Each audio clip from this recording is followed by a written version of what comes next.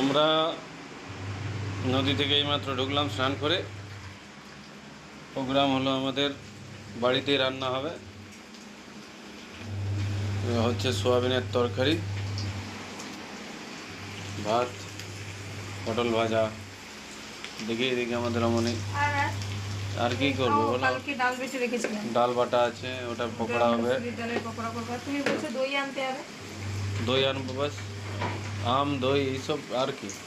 আর রাতের গরম বেলায় করে ভাবছি যে যাবো কোথাও। রাতের বেলা দেখা যাবে, রাতের ব্যাপারটা ছেড়ে দিলাম রাতে।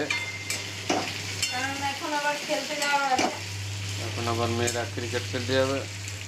তো ঘরে খাওয়াটাই বেটার, তাই না? আমাদের দুজনকে আর দেখো আমাদের অ্যাজ ইউজুয়াল নিরামিষ খাবার। চান করে আমাদের অবস্থা ঢিলা, রোদ খেয়ে তোমার চুলগুলো কাটা হলো না। চুলগুলো তো পয়েন্ট লাগছে।